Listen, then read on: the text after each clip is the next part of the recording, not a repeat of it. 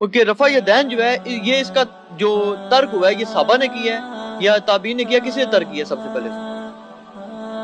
ताबीन ने। मेरा इस पे मसला 70B है जिसको देख के कई लोगों ने रफल यदैन शुरू नहीं, किया। वो जिन ताबीन ने इसको तर्क किया है वो आपके नजदीक गुमराह कज़ाब है? कौन लोग? नहीं, कोई नहीं है। हम ये कहते हैं कि वो उन्होंने नमाज के लोएस्ट दर्जे को अडॉप्ट किया है, उनके नजदीक रफल यदैन सुन्नत है, अगर कुछ छोड़ भी तो खैर है।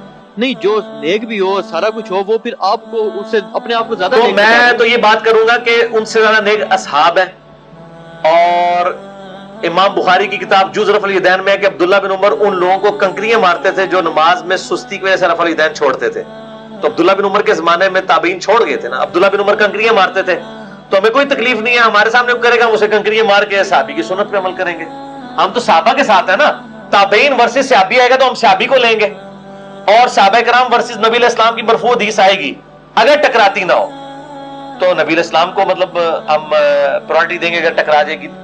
तो मसला ये रफा यदैन का नहीं है। और दूसरा ये कहते हैं कि रफल यदैन सुन्नत है वाजिब, ऐ सवाल करो। हम कब कहते हैं कि वाजिब है? हम कहते हैं हाथ बांधना भी सुन्नत है, हाथ छोड़ के नमाज पढ़ना भी सुन्नत है। बल्कि मुझे याद आ गया आपकी बात से, वो कुरैशी साहब ने सवाल, एक बंदे ने सवाल पूछा ना कि जी मैंने इतने अरसे से रफा यदैन, बल्कि उसने कहा जी मैंने अहले हदीस से पूछना है मसला।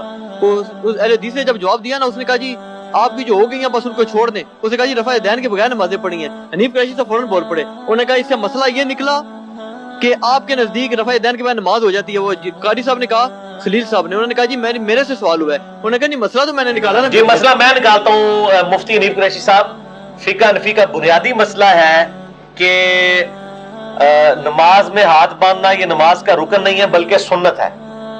और बारे शरीयत में लिखा है कि अगर इमाम रुकू में हो तो आप रफुल यदैन करके इरसालुल यदैन करें, हाथ बांधे नहीं, इरसालुल यदैन करके थोड़ी देर खड़े हो, जितनी देर कम से कम एक तस्बीह कहा जा सके, उसके बाद रुकू में जाए। वो कहते हैं हाथ बांधेंगे नहीं, ये बारे शरीयत में लिखा हुआ है। तो फिका हनफी में हाथ बांधना सुन्नत है। हम कहते हैं जहां आपने रफुल यदैन की सुन्नत को छोड़ा है, सुन्नत कह के आप हाथ बांधना भी छोड़ दें, हम आपके साथ होंगे। कभी इस सुन्नत की भी कुर्बानी देना।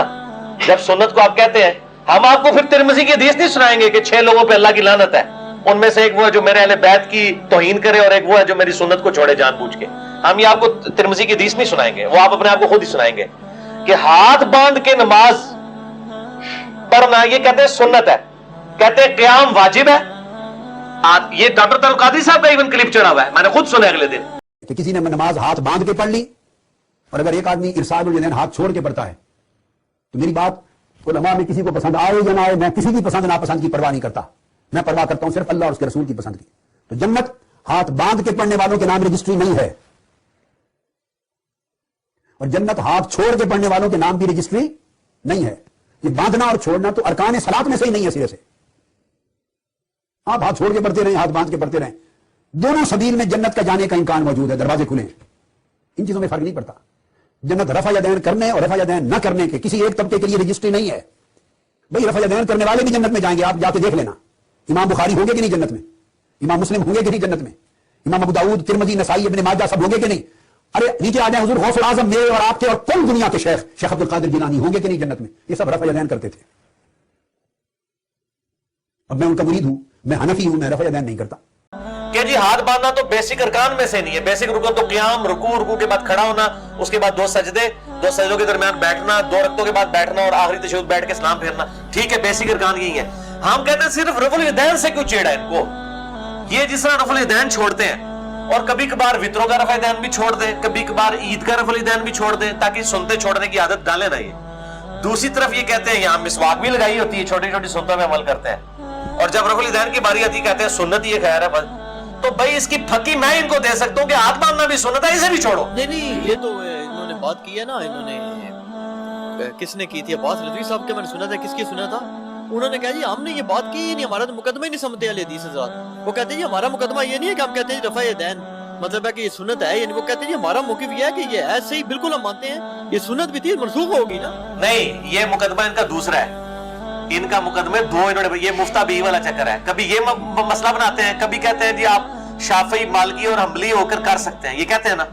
تو آپ لوگوں کو یہ مشورہ دے رہے ہیں کہ وہ منسوخ شدہ سنت پہ عمل کرنے کے لیے حنفی مالکی اور عملی ہو جائے. تو کہتے ہیں نا وہ بھی تو سرجن ہی تھے نا, آپریشن کریں گے مریض مر جائے گا, کوئی نہیں کہتے نہیں سرکار, نہ جب آپ یہ چیز عیاں ہو چکی ہے کہ ایک چیز متروک ہے نبی علیہ السلام کی سنت, تو آپ لوگوں کو متروک شدہ سنت کے مشورے کیوں دیتے ہیں؟ نہ دیں مشورے. پھر آپ مالک کو بھی غلط کیا اور لوگوں کو کہ کبھی مالکی نہ ہونا کیونکہ وہ متروک شدہ سنت پہ عمل کر رہے ہیں. یہ ان کے جواب یہ ہوتے ہیں. اور دوسری طرف یہ جواب ہوتا ہے کہ ہے تو سنت ہی, اگر کوئی چھوڑ دے تو کیا نماز نہیں ہوتی؟ یہ دونوں جواب دیتے ہیں. میں نے بتایا نا فقہ حنفی مجموعہ ہے بے شمار اقوال کا. یہ اس کا آپ کو نمونہ اس میں ملے گا جال حق میں, جہاں کے بھی مفتی صاحب لکھتے ہیں نا سوال کے جواب میں لکھتے ہیں, اس کے کئی ایک جواب ہو سکتے ہیں. سوال ہی کون ہے, کئی ایک جواب ہو سکتے ہیں, تاکہ ایک جواب فٹ ہوئے. میں تسی جننے آلو فٹ کرو گے میں تو آلو اتنے آلو اور فٹ کرا گا. اسی ایسے آلو فٹ کریں گے کہ چپس نہیں کھاتے ہوں گے کسی نے. وہ جواب بھی دیا گا کہ یہ بالکل جھوٹ بولتے ہیں کہ منسوخ ہے اور متروک ہے. بالکل ہم کہتے ہیں یہ ایک حدیث ثابت کرے.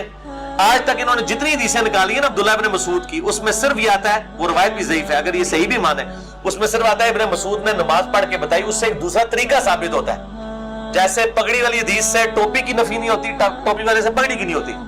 منسوخ کی کوئی روایت نہیں ہے کہ رفع الیدین منسوخ ہے, اس کے ساتھ کوئی حدیث موجود نہیں ہے. ٹھیک ہے, یہ کہتے ہیں دونوں طریقے حق ہیں. یہ پرانے اعتراض ہو گئے ان کے.